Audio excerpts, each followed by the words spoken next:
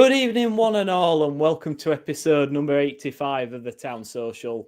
Leeds have been promoted to the Premier League as champions, Bradford promoted to League One, Halifax are in the playoffs, Nottingham Forest might even sneak into the Champions League, and Huddersfield Town have opened a sports bar. Yes, it's been another world beater of a season, Town fans. We've had a new paint job, pyrotechnics and piss-poor performances. Finally, after 10 long, hard months, the sun has set on this season's serving of insufferable shite. The boots have been hung up, half the team have buggered off, and all that's left to do now is don the black tie and raise a toast to the best and worst at the Town Social End of Season Awards. We'll also be discussing the embarrassment versus Orient, as well as the return list and summer plans. I'm Nick Barlow, I'll be your compere for this evening's soiree. And joining me as ever for one last moan is Mr. Gaz K, Andy K, Greg Mara, and the only person in Huddersfield to win anything this season is Mr. Ian Kilroy. Gentlemen, thank you very much for joining us. Guys, thank you. Sorry we're a little bit late. I'm already getting abuse from Feathers McGraw and the like, but it's great to see you all on. Let's get down to it, lads, shall we?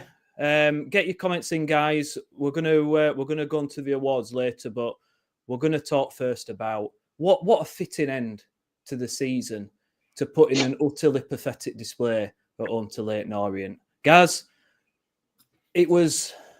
I wasn't angry watching it. To be honest, I was laughing at some of the goals conceded, mate, because they were that bad. But the die was cast, wasn't it, 2 minutes in when Karoma showed why he only plays with 1 foot, put in a horrific pass to the keeper and a bit of composure from their player to lay it off to Adji. But I mean, mate, we're 2 minutes in, and it just everyone must have just. I think we all just thought, okay, let's just sack it off and go home. I think a few did. To be honest, after that, like I say, it's the first time I've ever seen Karoma kick a ball with his left foot, and I'm glad I don't have to ever fucking see it again.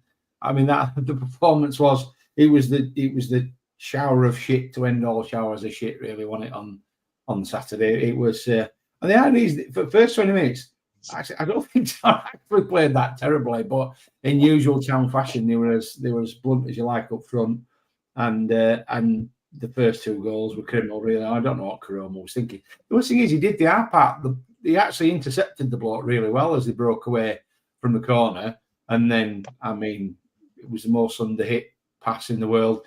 For some reason, even though the bloke was 60 yards away, Chapman still decided to retreat right to his goal line. The bloke hadn't even reached halfway in our half, had he? But it was a start that set the tone for the day, and you know, nearly say I had a killer in my ear, then tell me if Ben Wiles had been playing, it'd have all been fine and for the next 60 minutes. That's all I got. I'm already getting abuse for the outfit. I love it. It's awards, isn't it? You've got to dress to impress. You know, I promised I would, so here we are. It's a special occasion. We should be celebrating that this season's fucking over. And the thing is, like, there wasn't even a hint in this game that we were going to do anything, were there? We conceded that goal, thing. And then they should have been 2 or 3 up before the second goal. I think is it Aggie? It's a bar. Then they have another one where Kelman crosses and they just miss it at the back post, and it's just awful. And Sorensen, he started the season so well, but he's weak as piss defensively. He's no physical attributes whatsoever. And the guy, he just skips around him. How many times does Aggie just skip past him, gets into the box and, look, poor, I mean, Coleman, I'm not a massive fan. His distribution's good, but that's a shocker, isn't it? From the keeper, and it's just a comedy, isn't it? It's just a comedy. It's just a comedy of errors. I can add nothing to what you've just said. It's how many times can we say the same thing over and over again? I mean, I've not been on for a couple of weeks, but everybody's just been saying the same thing time after time after time. It looked like it was that from down to the end. It looked like it was a foul, but when you saw it in normal time from a closer angle, nowhere near, not a foul at all. He's just tipped it into back post, and he just fallen over, and just tipped it into back post. I've processed the game. I've done. It was like the only reason I went was to say to Hogg, you knew what was going to happen. I've got nothing to add on the game. Just haven't got anything because I think that from Sorensen though. If that were a Sunday League game, you'd have got a bollocking. That bloke's getting past him, so either the ball or the man, one of them doesn't go past you in them scenarios because you're in trouble if you do. And we, as you said, we won it from him. He did nothing. Didn't even challenge the bloke. I'm in the middle of having a drink. Sorry, Nick. No, it's what's all he right, drinking mate. there? It's all right. What's in that glass? Fucking outfit. So what's in the glass? It's a Corona. It looks like piss. Beer. Is it? Looks like. It's just a beer. It is. It's a beer. God, I'm getting ripped tonight. Everybody. Piss beer, poor outfit. You know, fucking sweltering in it and all. It was a bad decision. I know that much. Right. You look brilliant, mate. Brilliant. Oh, cheers, mate. At least someone appreciates it. Town's goal, Karoma, even that's shite, isn't it? It's freak goal. The defender goes steady and it goes off Karoma. And now, it's decent persistence, I will say, from Karoma. And is that 4 in 4? I think that's his best streak he's ever had, isn't it? 4 in 4, which probably says a lot, really. But probably so, yeah. I mean, there wasn't even much excitement when it went in, though, because you kind of... I just didn't think... I never thought we were going to get back in the game. An half-decent side, that just before half-time galvanises you going, right, fucking, we're at home. It's August send-off. Let's get out there second half and get in the faces. Really give it to them and try and end on some sort of positive. We owe it to the fans. We owe it to Hogg and Worthy. Let's get into them. And what happens? Second half. It's a long ball. Their player, he does really well. I think it's Kelman to lay it off, to be fair. It's really intelligent play from him. And it's a nice finish. But who's with him? There's nobody back. So he's got all the time in the world to curl it in far corner. And then that's it. Game's done in it. But again, we never, I think we had a corner, but we never start halves well, do we? It's always lethargic.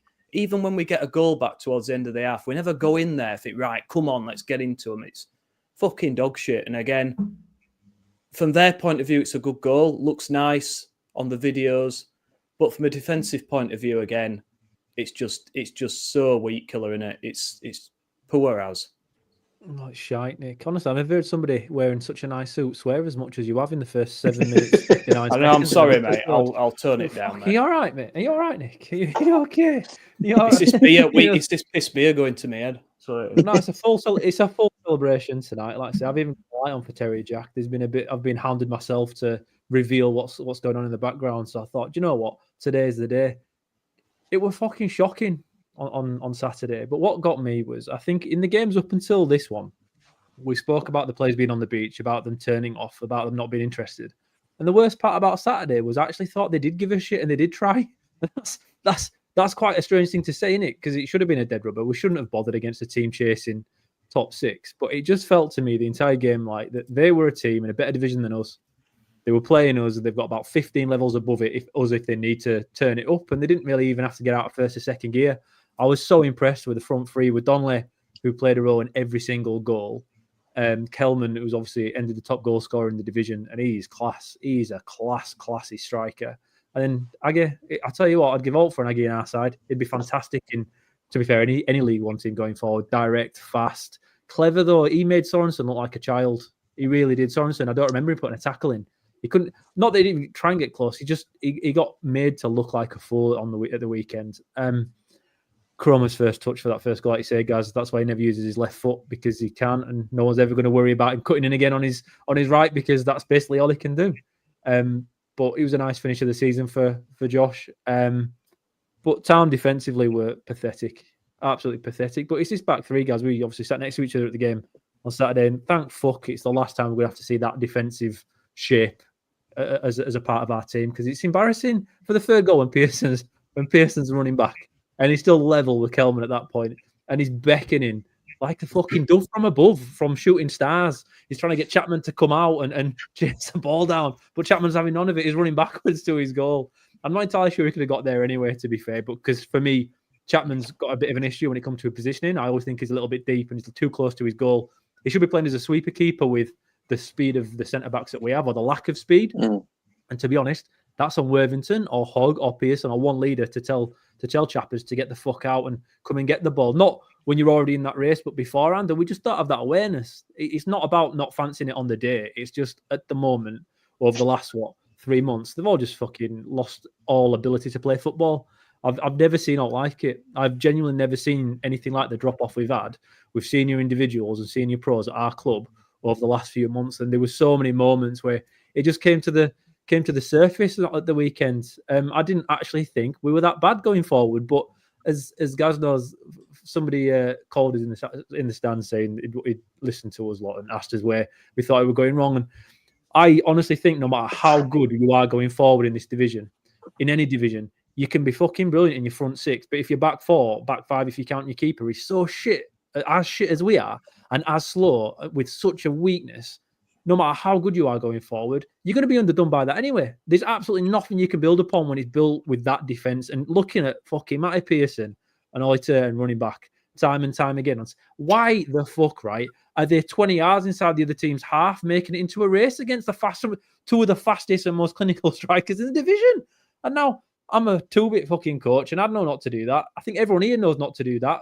But every single week, every single game, Burton, Exeter, this one, it's happening over and over again, and we're not adapting and we're not adjusting, and it's driven me fucking nuts. Honestly, it's driven me fucking nuts these last few weeks because it's the same mistake over and over again. The game plan to beat Town is very, very simple. It's a cut and paste job. The only team that doesn't seem to work that out is us. And I know you can say Worthy's an inexperienced coach. He's only been doing it for 11 games. Any fucker should know this is not the way to play football. So either there's a massive miscommunication when it comes to picking the tactics and picking the team and telling the team to play in the way that he wants them to play, or they ain't got a clue. I don't know what's worse. I don't know what's worse is if the tactical team don't have a clue or they're not able to relay it properly to the players so they can do it. Because what we have seen will never be forgotten for me because it's been fucking embarrassing. And honestly, it's been topped by Pearson calling Chapman out to come and get the ball. I'm not wearing shorts, Peter, under this. I'm not wearing anything. Now, Greg, yeah, talking a shite, 5th goal. I mean, how many times do we see Town have a corner and then immediately go on to concede chances? I've never seen a team like it. It's almost like an advantage to the other side when we have a corner because no ever comes from it. Invariably, they break quickly at pace and we never seem to be able to do anything about it. And Galbraith just charges down the right. And what was that from Kane? Trying to, the bloke's racing to try and catch him up. He's never going to get there and kind of just flings himself in an attempt to get the ball. I mean, if that doesn't sum up our... Well, I think 2 things from Kane summed up our season. One where he had that chance and he put it in Talmanbury from about 15 yard out. And then that when he tries to tackle him and just falls to the ground. I mean, again, it's a good cross, but Chapman, again, it's poor. It's poor attempt to save it and simple header in, and you're just thinking, just please let it end. It's awful, isn't it? Do you know what? I was relieved because I don't know why some people have thought Jacob Chapman's like the godsend to the next Alex Smithies or something this season. And I think people have finally clocked he's not a very good goalkeeper at this level. And I a couple of months ago, I said it after the Mansfield game. His command of his area, his positioning, is fucking wank. And I'll say this, having been an absolute crap goalkeeper, I can tell you his position is shit. And you've seen 3 goals, which I think he should have done a lot better on. And I know why. I know why they've played him. It's let's give the young ones a chance. I don't mind seeing the likes of Eccleston. Eccleston's got something about him. He's a bit clumsy. But Chapman, he's a very good shot stopper. He just reminds me of Ryan Schofield. He sits back on his heels. He's deep. He doesn't command his area. And all the Town fans have been saying I was at Shrewsbury away and they were like going, oh, Chapman in that, he'd have done better. It's like, no, he won't because he can't command his fucking area. There is a good goalkeeper in there, but unless he learns how to command his area, if he's our number 1 next season, we're going to get caught out time and time and time and time again. I'll be honest, I was done after the second goal. I went for a beer. I missed our goal. I saw every one of those, their goals. And it's done. We're done. Nobody in that squad, really, bar Hogg, gave a shit. And I'll be honest, as soon as Hogg went off, the game was done. Nobody gave a toss. There are a lot of footballers in that team who were out of contract, who don't give a shit. And there were a lot of people who were just flailing their arms. Joe Taylor, again, just you know, he has a habit of just jumping up and doing fuck all. I'm just bored of this team. And, you know, we'll get onto the retain list, but I'm looking at that kind of that starting 11 and the players that went on. I've got no desire for them. That is the worst team I think I've ever seen at Huddersfield Town in my life. And I remember when we went down to Division 3 in 2003-04, but they gave a shit. These lot, most of them don't give a shit, and I'm glad most of them have gone. I just fear for what's going to happen over the summer. And do you know what? I enjoyed the piss up after the game. That's all you need to know. Well, I hope they clear out the bench like they are doing with these players, because Killer will tell you, our highlight of the game was at 2-1 down, 20 minutes to go.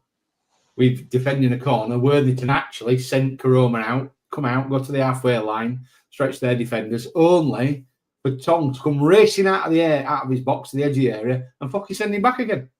And Worthington just stood there with his hand in his pocket. We were laughing, we were pissing ourselves. He stared him down, didn't he, guys? Worthy stared Tong down for fucking ages. It was uncomfortable to watch in the stand. He just stared at him. Say, what have you done? Yet Tong just continued doing it. I'm with Greg. Weird. The way this season has ended is the worst I've ever seen when it comes to Town. We've seen relegations before, but normally relegations, the guys aren't good enough. There's problems and you understand it. You kind of get it going that way. And it last year didn't end great, but you understood it went to shit with Brighton, right? And they were out of choosing. The way this season has ended, I'm 37 and it's the worst one I can ever remember. Genuinely. I know we had a bit of time. Was it Mel Matchin came in for a few games after we were relegated, or more or less relegated from Division 2 to Division 3. But obviously we had all the issues with no money and whatnot at that point. So you understood that. But the way this has happened this year is unforgettable. And we're currently left with, again, this is jumping ahead a little bit. It's an empty fucking vessel. The club is hollow from the middle. There's few players. There's no director of football. There's no manager. And we're only, 12 weeks off the new season starting, which I don't want to get any panic into. But it's not fucking fun. There's nothing there. There's absolutely nothing left. Just a vacant space with zero hope from any of us here. And it doesn't feel like there's much from other fans either. It's such a strange place to be in. But I can't remember anything like it either, Greg. I'm with you. It's about as bad as it can be without it being a financial issue. Obviously, we look pretty set with Kevin. It's not like we're going out of business or anything like that, but just the playing side of it is awful, is woeful. And I don't know. And I think a lot of people underestimate how big the job will be to get us into a position where we can move forward again, because I think we're a long, long way off. And it were epitomised on Saturday. I thought it showed you exactly where we're at. I think a lot of people underestimate what Andrea Brighton said last season as well, you know, about the state of the mentality of the football club, because a lot of those players, I mean, we did an end of the season thing last year. We went through and basically said, oh shit, there's a lot of players in this squad that are not out of contracts. And we've ended up with them. And we all hoped that the fact that they come down and listen, a couple of them, their legs have just gone. That's just life, isn't it? You know, but it's been embarrassing the way that they've pretty much performed in the last 5 months. I've not seen a team do that in a very, very long time. I can't remember a team as bad as that collapsing probably in the last 10 years across a lot of divisions. I'm not a big fan of other clubs, but you always keep an eye on other clubs, and certain teams will only take 5-6 points in the second half of the season. But I can't remember the collapse that we've had since then. And I think it's not just players. I think it's management. I think it's culture, recruitment. I think the club's, I don't want to say it's rotten to the core, but I just think everything about Huddersfield Town Football Club for the last couple of years there's no direction, and there have been players just taking a wage. So I'm quite glad that we're looking at a fresh start. But do I trust the club? No, because we don't have a director of football. We don't have a manager. What the fuck are we doing? And really, this is a period right now where we need to be greasing up, as Stan Turnip would be saying, irons in the fire. We should be looking at players. I don't have any confidence that we're going to bring in the right players that we need. This is a 3-4 year project to get out of this league now. We have been worse, though. I've just thought, well, you lot won't remember Malcolm McDonald being town manager. I've just looked up his record. 16% win. He was in charge of the 10-1 loss. We haven't lost 10-1 this season. So there's that. So I've seen it worse than this. I can remember us going from what was the Division 1 to Division 4, I think, in 5 seasons. You don't know you're born, you lot. You don't know you're born. This is no suffering. Us old guys, me and our kid, we've had it far worse than you lot. Yeah, but to be honest, I sort of half agree with Greg's point and Killer's point. Even when we've been relegated, you've had people who are trying. They might have been shite. They might have been substandard. But, there's at least a core of the team trying. Well, as you said, they gave up 6 months ago. But did they? Let's be right honest. Have they given up, or are they just off the pace and just not? I remember I had a conversation with Killer a little while ago. Have professional footballers given up? Do they do that, or are they just not quite at it? Is there a difference? Do you genuinely think they've all given up? They're not given up, but they were coasting. We all know. Yeah, and that's the difference, isn't it? No, I don't think they've given up. No, they did. Discipline disappeared out the fucking window when someone doesn't come and clap the away fans like you're supposed to do. That's mentally giving up. It's not about not running. It's not running on the field or tracking back. They mentally check the fuck out, and I think that's visible. Again, you've been to the away games and you've seen it. Things have happened this year that hasn't happened in other seasons. When people say giving up, it's not just that they're not going to run. That's, I think, an oversimplistic way to see it. It's more than that. It's about not giving a shit, not showing that same passion that footballers are supposed to show the club that employ them and the fans that pay the club to pay for them. And I feel like that's been lost this year. So when I'm referring to they've given up, that's what I mean. They've given up giving a shit. That's the issue. When was the last time they looked like they give a shit? When was the last time you could honestly say they gave a shit? I think Duff had them under control. I think we've got a bunch of footballers, or we have up until now, because half of them have gone, that needed a certain type of manager. And I'm not saying Michael Duff was great. I thought his football was dire. I didn't enjoy it at all. And getting when we got rid of him, was it right or wrong? We'll talk about that later on. But when it came to his style of man management, we were far better with him than what we had after he left. And it was the same last year, I think, when we started shifting managers after Warnock left. Went to shit again then. It's the same thing. So when I'm saying they've given up, it's not that they've given up trying to play football. When footballers are on that pitch, it does take an edge off them. It does, and it does make a difference, and it adds up over time. But what really stood out to me was the mental approach to the game, because I don't think they gave a shit in the same way they should have done, or the same way most of us expect them to be. I think I've said before that they just haven't got a process for when it goes to shit. That they were so fragile that they just couldn't cope with any sort of. I mean, they couldn't sometimes cope with going 1-0 up. And I've said this before, but I asked Duff in pre-season what they'd done to sort the culture out, and the answer he gave me was about processes. It wasn't about anything about values or holding people accountable or anything like that. So I think Duff thought he'd done something about it, but he hadn't, and that culture's gone back a long, long way. So I think that's been around for 3 or 4 seasons, probably since the 21-22 season. That's the thing for me. So we've got rid of 9 released, or more than that if you include the kids that haven't got a game. That's the thing. But where do you get? How do you buy players like the captains that we bought in 16-17? Where do you get them from if we're hamstrung by the fact we haven't got enough money to be able to buy them, or have we? And Nagel's just not spending the money how we should do. Oh, we've wasted money left, right, and centre, haven't we? That's the problem. Yeah, paying managers off and all sorts. Yeah, paying managers off and agents' fees and God knows what. I think it changed when Elliott went. I think there was a notable change when Elliott went, and then we got those injuries, didn't we? And I think the players thought, "Nah, fuck this." And you're right. I don't think you're just down tools on it because You don't get to where you are as a professional footballer by just downing tools. But I By do just doing that. Yeah. and you don't want to, especially this when it comes to the last month of the season. You're not going to risk getting an injury before a move, are you? So I just think that they were going through the motions rather than down tools and just weren't bothered. But were they giving 100%? Were they playing to their maximum capacity? Were they flying into challenges? Were they? I don't think they were. I don't think they were that bothered. They haven't done that for a long time, have they? That's the thing. They haven't done that. They haven't been what I would want a Huddersfield Town team to be for. Looking back, the last time I celebrated a goal that Town scored was 1st of March against Stevenage. So for the last 2 months, there's been nothing there. Does that bow tie spin? We need that bow tie to spin. It doesn't spin, mate. No, I tried to find the wackiest one I got. Obviously, blue and white for Town as well. I was going to go full black and white tux, but for the awards. But I thought, no, we'll keep it blue and white. But Ben England, hello to you, mate. Is that the same Ben England that sits next to me, by any chance? It might be. If it is, then good evening to you, mate. Nice to see you on. Evening, Jed from Australia. Good to see you as well, mate. Peter Liversidge, hello to you. Now then, Aaron Belgrave. What's everyone's thoughts regarding Joe Taylor's post-match comments? Now, if anyone isn't aware, he was interviewed on Radio Leeds, basically saying, Worthy is all right, but then going on to say there was no real direction or philosophy. So it's kind of throwing him under the bus to a degree, really.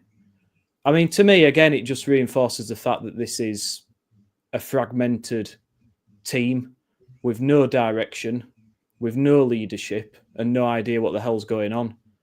Gaz, when you hear stuff like that, mate, it's got to concern you, hasn't it? Because we're going into a summer with no idea what the hell's going on. And people have questioned Joe Taylor's application, some games, and his attitude. I've always thought there was a bit of a strange dynamic between him and some of the other players. It looks a bit odd from the stands. I can't put my finger on it, but there just doesn't seem something right with that. But to me, it just reinforces the fact that it was stupid to get rid of Duff at that point and give it Worthy till the end of the season, because I just can't help thinking that we might as well stayed with Duff until we knew what manager was coming in if we wanted to get rid. It's just shambles, isn't it?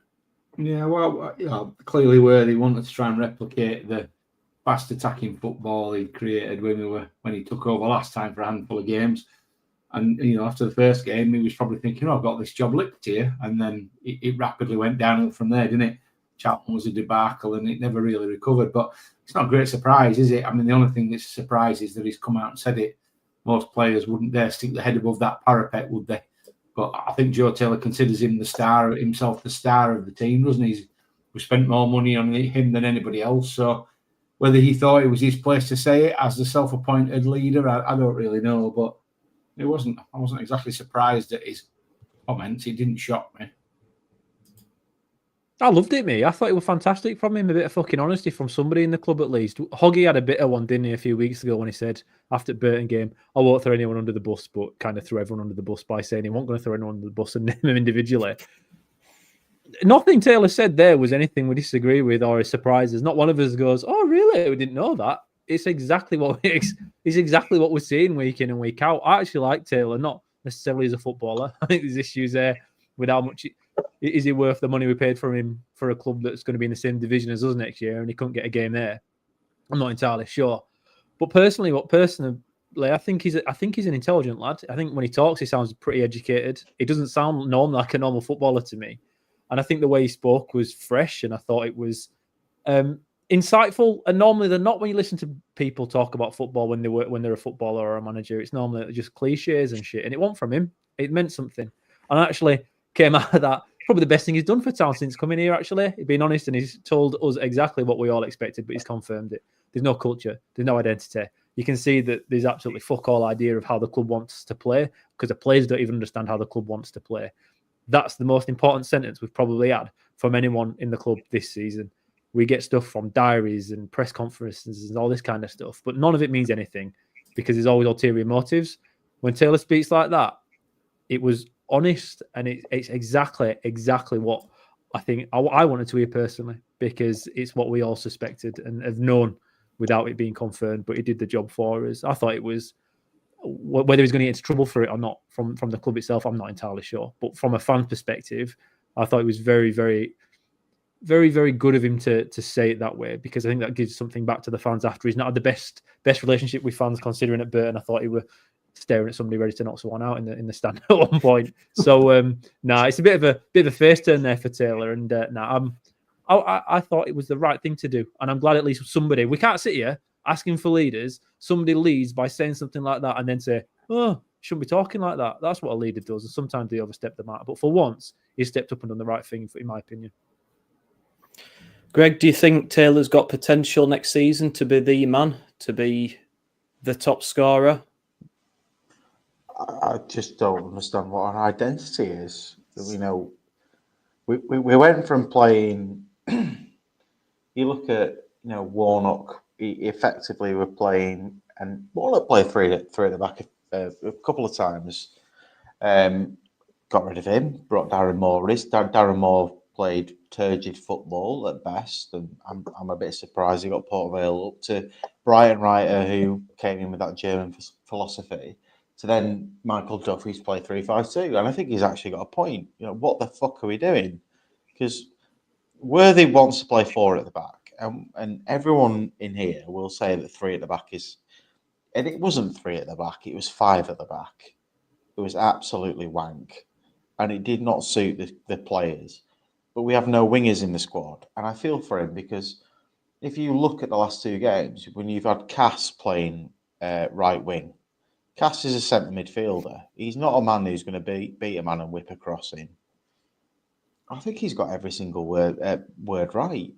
I don't know how we're going to utilise somebody like Joe Taylor or Dion Charles well, unless we're going to get a big lad up front and play, as we did the last time we got promoted from this league, in effect play 4-4-2/4-2-3-1. I said it last week, this division's quite easy. You need 2 big centre-backs, or at least 1 big centre-back. You need a big man up front, whether that's an Alan Lee or a Lee Novak who's going to do all the dirty work. We've got neither. The only person that was any good this season as a striker we've released in Danny Ward. What was the average? If he played 45 minutes, we averaged 2.43 points this season. Because he's 6'1", he works his ass off, and he created chances for other players. The only way we're going to get the best out of players like Joe Taylor and Dion Charles is if we play 4-4-2, and we have 2 proper wingers, 2 centre midfielders going to work their asses off, and a striker up front that's going to do the dirty work. We don't have that. We need the recruitment to bring the best out of the players that we do have in our squad. But it also brings questions about the players that we've signed this season, because we've not signed the right players to get out of this league, and we did not play the right football to get out of this league. People will say that Michael Duff was hard done by. I celebrated when he got sacked. I don't think his football would have ever got us out of this division, and I will stand by that. If you disagree, good on you. But his football was wank. 5-3-2 did not work, and the only time we went on that 16-game unbeaten run, we in effect played 4-4-2 because Josh Corona was playing left wing back, and in effect was playing left wing. We muddled through it all. If you want to get the best out of players like Joe Taylor, and I'm looking at other players in that squad like Ben Wiles as well. People have a bit of a grudge against him, but I think he's probably one of the best attacking threats that we've got. You've got to play the right way. We need to find a manager that can get us out of this league. You either find somebody who's experienced at doing that, or you find somebody who's young, a bit like Kieran McKenna, a bit like Lee Clark back in the day. I don't think we're in that position, and that concerns me. Yeah. I mean, we've got Carl Ludlin to come back, so maybe that big man's not too far around the corner, mate. It's not all bad. Yeah. I'd love to see him compete against some of the centre-backs in this league. Fucking hell.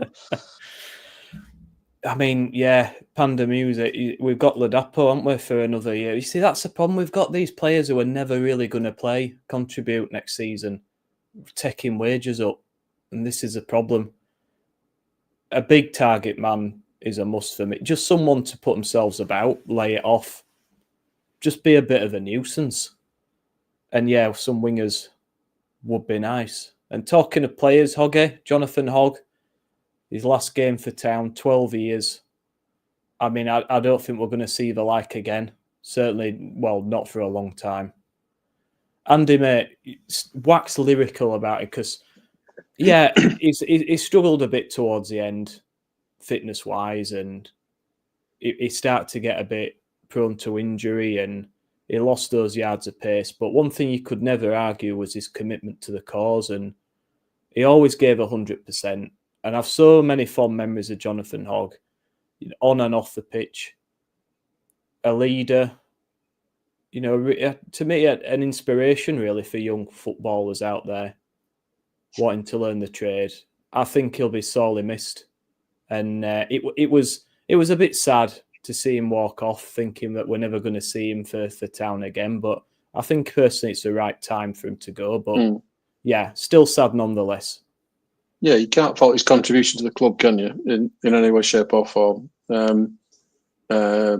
Just epitomises what I want as somebody wearing the blue and white at Huddersfield Town. 100% effort.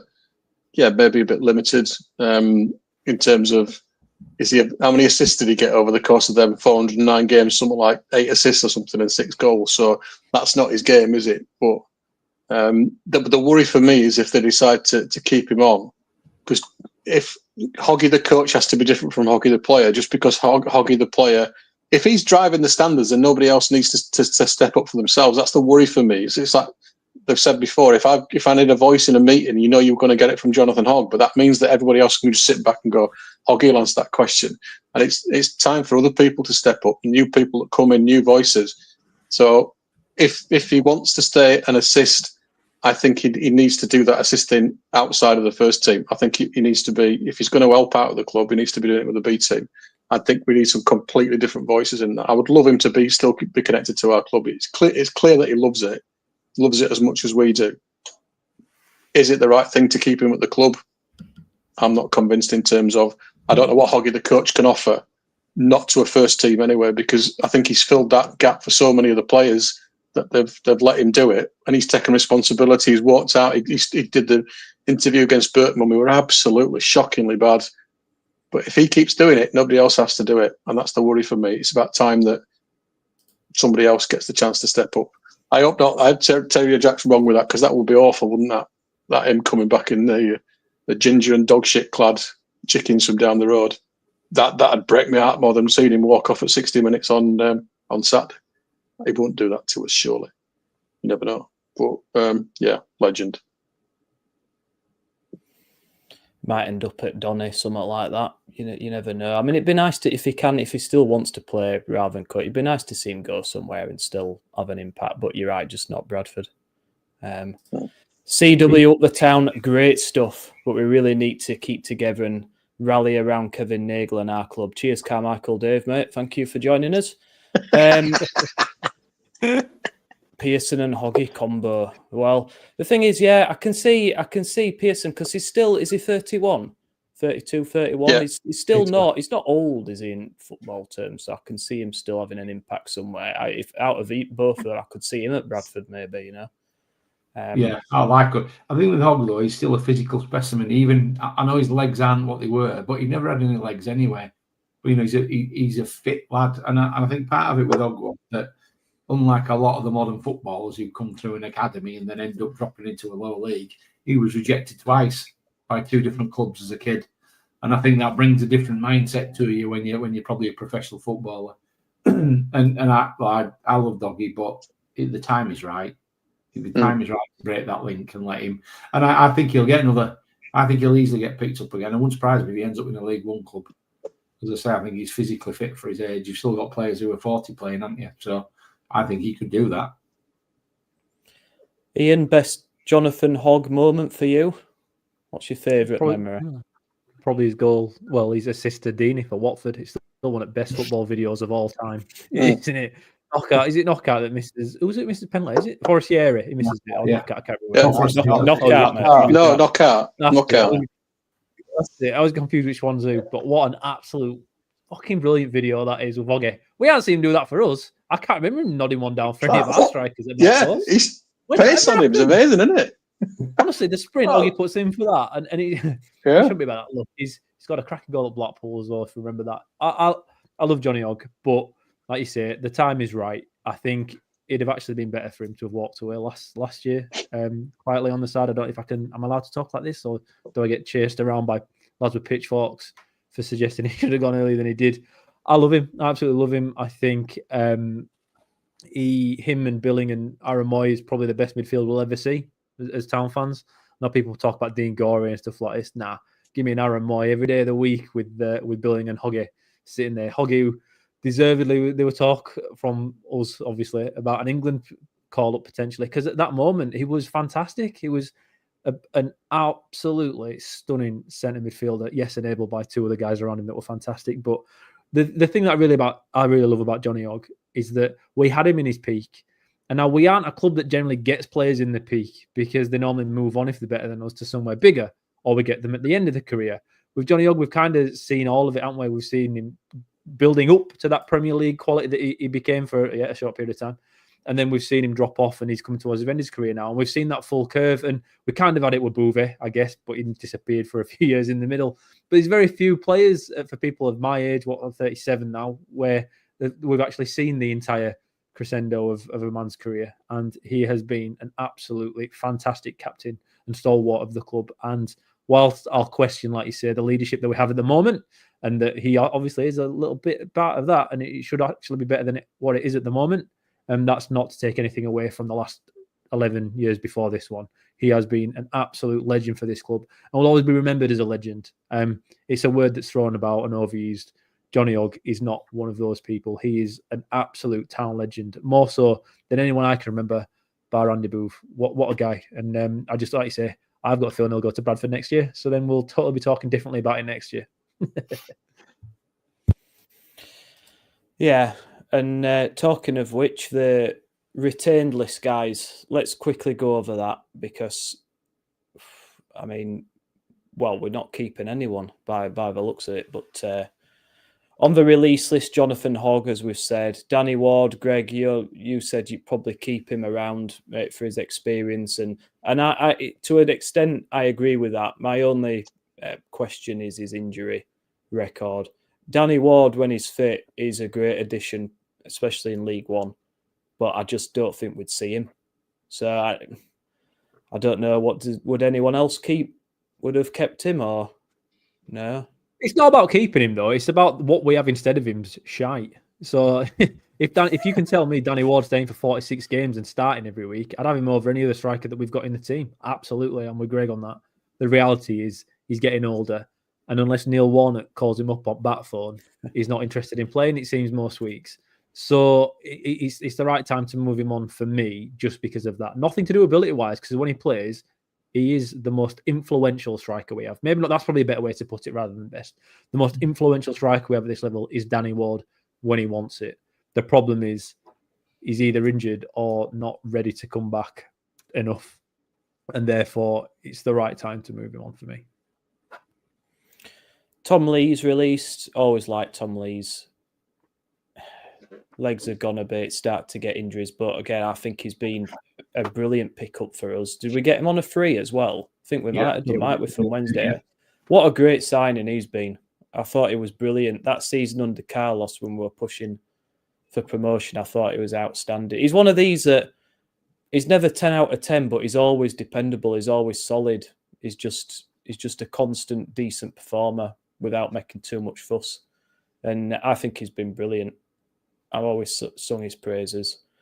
Matty Pearson, similar. I mean, for the most part, he's been really good. It's just been the end of this season where he's pissed a lot of people off with some of the things he's done. But again, overall, I'd say, I don't know. Andy, what do you think? But I think he's been a decent servant, hasn't he? Chipped in with goals.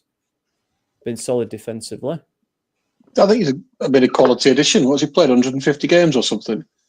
And he's had a goals when, yeah, I can't fault him. I think it's absolutely time for him to go. The thing for me wasn't his defending capability, because I think it's significant. The last time we kept a clean sheet was away at Shrewsbury, and that's when he got injured.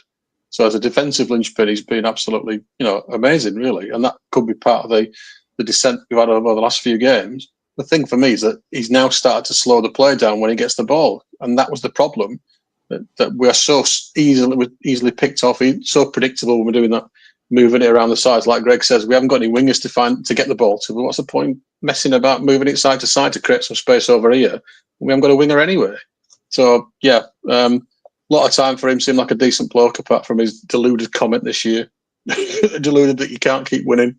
So I think that was misconstrued. I'd agree with him to a certain extent. But, yeah, time to go.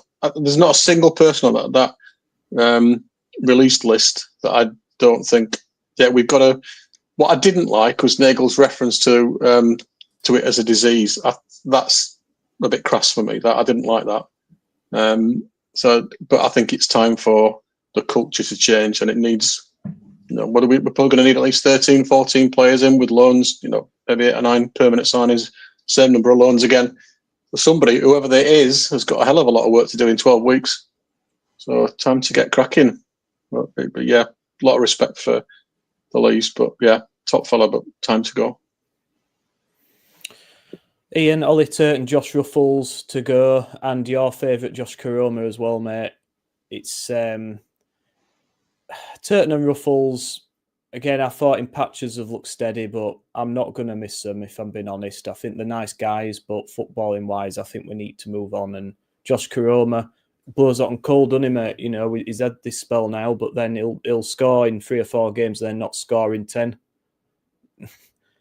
He's not a striker, he's a winger, I guess, but I don't know, he just goes absent in some games. And to me, on the amount of money he's on, do you think really? I think we probably need to look for someone more consistent next season. The financial side is right, Nick. That's the issue with JK. He scored 11 in 22 starts as a striker or front 3 this year, which is really good return. We've got strikers that we spent a lot more money on and they can't fucking do that. So you can say, yeah, he didn't do much else, but if Taylor did nothing else but scored 1 goal every 2 games, not one of us here would be complaining. We'd be like, yeah, fine, he can still score. That's what he's supposed to do. And I think if he played Karoma down the middle, you still get that. But we've got so many holes in this team. We need to spend quite a lot of money to do it. And Karoma was well known to have been one of the biggest paid players that we've got. We can probably bring in a couple of centre-backs for the money that Karoma's on. So financial reasons alone, I think he's the guy you have to move on from, even though I think we won't go to regret it because it is definitely the right thing to do for us now. But I think he'll go on and have a solid career somewhere in our division or lower-end championship and get a few goals here and there and everywhere, because that's what he's like. He just can't pass backwards on his left foot, unfortunately. When it comes to Ruffles and Turts, I think the pair of them are good squad players. And again, if you're asking me, is there a role to play for players like that in our team now? I'd say yes, but for 2 reasons, it's the right thing to go on.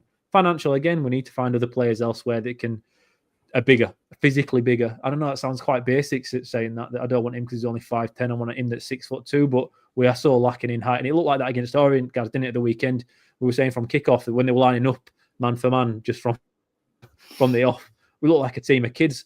I referred to it as, like when they've got 100 kids playing 11 guys from a first team. It looked like that. We were just chasing around these big lads and we had no chance of competing. And because of that reason, I think it's the right thing to do to move Turton and Ruffles on. But I do think when you're looking at League One squads, you need players like that to come and cover. Because to be fair, neither of those two, we don't know about behind the scenes when it comes to chemistry and, like I say, squad morale. But on field, they've been okay and serviceable as backups. We've had to use them more than maybe we wanted to have done this year because of the ridiculous amount of injuries we had through that January-February period. Absolutely. But when they're backup, when you look at them as just sheer backups, they're useful. They can play centre-back, full-back. They can play wing-back if you need them to. Not perfectly, not great, but they'll do a job, and you do need some players to do that. But because we've got so many holes everywhere else, there's no option but to move them on and for us to start again. Andy, cover your ears, mate. Feathers McGraw saying Iapenda can go. I don't know, it looks out of his depth, mate. The thing is, like, there's a lot of youngsters on this list that's gone as well. That, I mean, Loic Aina, Scott I felt a bit sorry for Scott I because he had potential, but never really. He didn't look like he had the physicality really, and never really broke in, did he? And I think by that stage, if you're not getting regular game time, it's the writing's on the wall, really. Chris Maxwell retired as well, solid professional. Never complained, been on the bench. I think you need players like that in a squad to be successful. So, fair play to him. And Neo Eccleston, ongoing discussions around the contract. Now, I'm not as sold on him as some. I think he runs a lot, shows enthusiasm, but defensively his positioning to me is quite questionable. I know he got up a few times, had a few headers, didn't he, in the Orient game. But I'm not sure. I'm not sure really. Does anybody think he's worth keeping or not? I think he needs. We brought him back from. I don't know. We didn't just leave him at Barrow. It'd be much better for his development than bringing him back. The kid's desperate to play games. I mean, we were saying he's got legs like lollipop sticks. Stood at the side of Pearson. He was like stick thin at the side of Pearson. So they dropped guys. Just to jump in there, guys. Barrow dropped him. He wasn't playing enough games, so we recalled him because he wasn't getting enough games. We need to find if Barrow's not the right place, then we need to try and find a. But if we don't sign him, we've got 18 players left on the retained list, 2 of which are keepers. That's 16, and of that 16, 5 are strikers, 4 of whom are fucking rubbish. So. We've got no width whatsoever. You've got Sorba Thomas. I'm now seeing people on Twitter saying we should get Sorba back and give him a chance. Fuck Sorba Thomas. You don't want to be here. I don't really want him here. His attitude fucking stinks. We've just binned off a load of people with suspect attitudes. We've got a squad full of people who, in the right circumstance, will have suspect attitudes. Do we really want that bloke in the building? So, and to be honest, he thinks League One's below him anyway. So, he ain't getting a game in Thomas, so that takes it down to 11. You then got Radinho Bolker, who plays 4 games a season, Reece Healy, who plays fucking 5 games a season, but Bojan Radulovic. When you start to go through this, we're down to single figures of players who you would honestly say are worthy consideration of a start in the team next year. But one defensive midfielder in Kasumu was also a bloody sick note. So I think we need probably. I think you need 10 players who are more than capable of starting, and another 5 to 6 who are going to be squad on top of what we've got. It's a massive job. Yeah, you're right, Gaz. It's a good point that because it's not just players, is it? It's you look at the injury record of some of these players. Radinho Bolker will be lucky to see him for 10 games next season. And he's on big money. Yeah, it's on paper it looks all right. Like, people say he's a Rolls Royce. Like, is he fuck Rolls Royce? I haven't seen a Rolls Royce. He hardly plays. There's no point having he can pass okay, but some of his defending when he has played has been awful. Some of the goals we've conceded, I'm trying to remember the game now, and I can't. It's gone out of my head. But some of the, I don't know if it were Northampton. Northampton away, he got absolutely smashed to bits by their big lad up front. But I'm thinking Charlton and all, mate. Like some of the defending there, it were comical. Yeah. And this is supposed to be our Rolls Royce defender. It don't matter that we sold Elliott because we've got Radinho to come in. So it's a hell of a big job. And the thing is, like you've got to be working on this 2 or 3 months before the summer. That's when agents are getting in touch. That's when you're getting, provisional contract negotiations underway. What we doing? Who's decided this retain list, by the way? Is it Nagel? Is it Kevin Russell? Is it Worthy? Is it BTS? Maureen? Who's deciding it? Consultant? Is it Lee Brom? Is it Lee Bromby? Have we got his consultancy firm back in to start advising? Yeah, they would have done these decisions. They would have done, but Kev had to find an industrial estate in Cleckheaton to talk to him, and he couldn't do it. But that's what worries me. And Greg said it about identity and vision and forward think. Who's making these decisions? Why have we not got a director of football already in place? It's been so long, and we're still waiting. Who are we waiting for? Are we waiting until someone leaves a job? Why is it taking so long? Just get somebody hired and get down to business. Because at this moment in time with this squad, we're going down to League 2 here. Anyway, on that happy note, we'll move on to something more more happy, and that is our awards, the Town Social Awards. Say awards because Fucking hell, some of these positive ones are going to be difficult, aren't they? But we'll do our best. So, thank you everyone that responded on X. We sent a post out with all the different categories asking for suggestions, and we've had a really good response.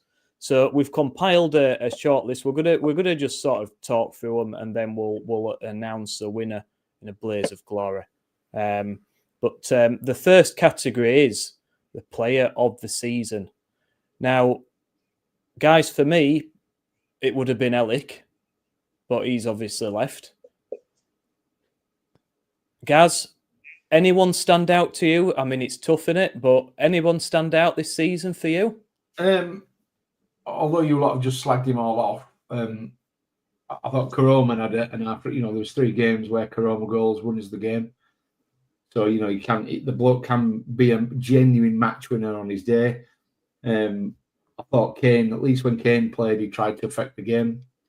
I mean, he was a bit tubby, one God love him, but he did try and get involved and try to control the game. So it's a struggle, mate, isn't it? A real struggle to name anybody that's worthy of a player of the season for me. Anybody? I'd agree with Feathers. Despite his inability to spell Tommy Oppenda's name in his previous message, I would agree with him about Miller. If he'd not got injured, I think he was a belting player, and still has got this potential to be a belting player. But yeah, there's just so little there, really. There's no standout for me. Marshall or Spencer, says Aaron Belgrave. Ian, These all look. Obviously, I think there's 3 potential players. The winner, I think Miller would have potentially been up there had he played the full season, but he didn't. Helic has to be he should have won it. Helic should have won it. Absolutely. Town even took him off the voting. He played 15 games and should qualify for Town's voting, but they took him off. But I don't know if it's Blue and White Foundation or if it's the Hogg. I can't remember which one it was, but the ones where fans can vote for it. He was removed from it, even though he would have won handed down because he was without doubt the best player. I think, to be fair, Spencer would have been a good shout as well, Spencer. And if you're looking at most improved player, we haven't got that award this evening, but he would have been probably a shoe-in for that because he really has come on, I think, this season and looks to be someone that's going to end up too good for us, pretty sharpish. But it's slim pickings this year, isn't it? I can't even chuck in Wilesy because he has been vacant for too long within games, which will come as a surprise for many people watching and listening. But I think this is, of all the awards, probably the easiest one to give away. Yeah, so we, after much discussion and debate, we decided to give the award to, drumroll please, Callum Marshall. Woo! Woo! Nice. Yeah. Right, that player of the year and Hargreaves Memorial player of the year, Callum Marshall, because he ran about, gave some energy, tried his best. Quality-wise, questionable, but he chipped in with some goals, and he's still only young. And I think for a youngster coming in on loan, his application, his attitude, apart from getting a stupid red card at the end of the season, I think he's deserving of the award.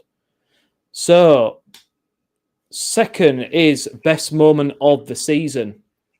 Now, oh God, Greg, is there any you can come up with?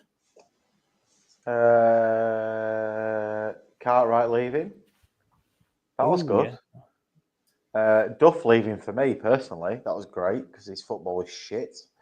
I quite enjoyed Cambridge away. End of the season was very nice as well. There's not a lot to pick from, if I'm being brutally honest. We had a couple of good wins at the start of the season, Peterborough, Bolton, but aside from that, and Cambridge, second half of the season was absolutely wank. Gaz, Peterborough away stood out to me a little bit because I actually enjoyed that game for the first time in years.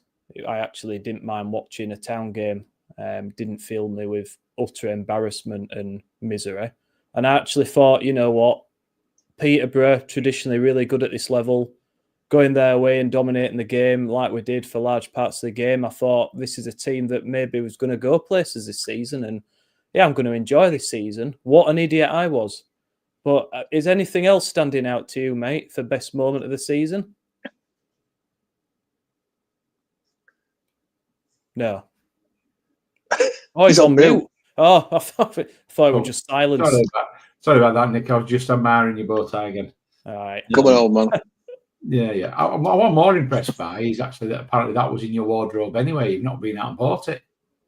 Oh, no, I've got loads like this, mate. I've got loads. That's why all the girls flock around me. They love it.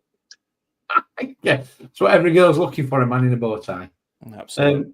Yeah, not really. I think, I think that at the end of the game, at Wickham away, that was a decent, because it felt like we were actually going to turn the corner. But Cambridge away, I enjoyed Cambridge away. I thought that was a real positive. But yeah, I think most people are leaning the same way. Terry Jack like Telly Sachs. Not for me, mate. Not for me, that. It's not even decent jazz, is it? She's like playing modern music with a saxophone. What's that all about? I think we should have Gaz do it next season. Fucking old man shouts at Cloud. Gaz, it's old man shouts at Cloud here. Look at him. I've got Ellie Sachs down. I've got Ellie Sachs down for worst moment of the season, right? Because I were in corporate that day. We had to walk around like old blokes at sitting table inside next year's Riverside Club. I can't remember. Is it White Rose? Whatever it is now. In Riverside, and she's there playing fucking saxophone while all blokes are there. It was so weird, man. It is. I reckon it's like going to Avon Caravan site and seeing entertainment go on where there's loads of people just there because they've got nowhere else to go. That's how it felt. So I've got that in there, but not for this one. I've got it for the worst moment of the season. But for my best moments of the season, there's some crackers, boys. I don't know what you guys are on about. Terry the Terrier pissed that Exeter mascot race, and we should never forget how fucking dominant it was, because it was a fantastic win. And I don't know who Town put in that suit for that race, unless Dear Carby's still under contracts potentially, because he was fucking lightning. And to be fair, it'd been a good race that one, wasn't it? Terry versus Adama. On that, honestly, I thought it was a wonderful part of the season, as was the Zorb win against Wigan away. That was a fantastic bit of football as well. There was some heavy bumping in the Zorbs, and Town weren't the Town lad. He was the underdog. He struggled, yet when it mattered in those clutch moments, he put it in, and Town fans celebrated in a game where fuck all else happened. Positive when it comes to Town. That were a fantastic. And I tell you what, I had a really nice vegan pie at Wigan as well. So 3 cheers for Wigan for that one. I enjoyed Karoma's late winner at Shrewsbury. 84 minutes in, free tickets supplied by Andy Kay, because he couldn't make it for that one. I think, Andy, was that right? Was that your freebie? That's correct. Yeah, it was. I enjoyed that one, because we were shit for most of the game. It was a rare Evan Sorensen little pass down the side to Karoma, who finished a pretty tough challenge. And we didn't get many late winners this season, did we? So it was nice to be there for that. H-Town opened, and with the amount of the club going about how fantastic that was, I think it's rude not to put it in at this point. But my favourite moment of this season, Nick, was your depressed YouTube video after Wickham at home on Tuesday night. I think it was Wickham. It got us 1,600 YouTube subscribers. We don't have to pay for StreamYard anymore at £46 a month, because YouTube cover it, because of Nick looking like the most depressed guy since Stressed Eric after a bad defeat, where you've asked your dad, I believe, Nick, to film you in front of a bush. I have, mate. In his garden. His front garden. That's Nick. That made my year. I could have taken a relegation this year, Nick, because between that and your bow tie, I'm content, mate. I'm very content with you. Thank you for your service for me this season, Nick. Oh, thanks, Ian. I appreciate it. It's people love misery. What can I say? Misery sells. I mean, it will come as no surprise, probably to anybody listening, that the winner is 4:45 p.m. on the 3rd of May 2025, when the fucking season ended. It was that awful. It couldn't be anything else. Could not be anything else. But I appreciate the nomination, Ian. I do appreciate it, mate. right, now then, this is where it gets more enjoyable and we can have some proper rant. The worst moment of the season. Fucking hell, there's so many, isn't there? It honestly, like we could have gone on for hours.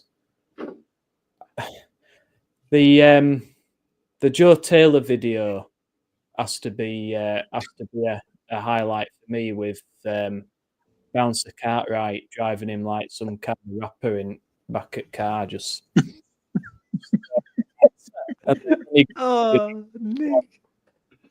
video to almost apologise but say everything's going to be all right, and Cartwright were a legend for bringing him in, and even though he was injured and not ready to play, to me that was just a new low in comms for the club. But Andy, did any stick out to you, mate? Sorry, what should we be doing? The worst bits? Worst bits, like yeah, worst moment of the season. There's so many of them. I suggested it. That Sachs thing, that would just and the fireworks and the light show and all the stuff that's just Nagel trying to show off. No need, Kev. Being in the away end at Tamworth, that was pretty awful.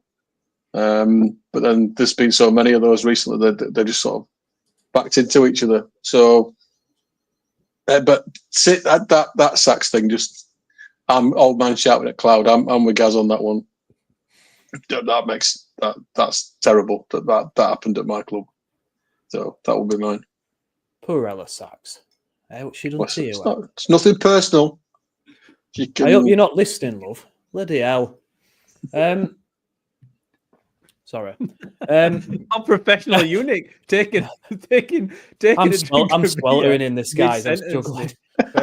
Yeah, Gaz.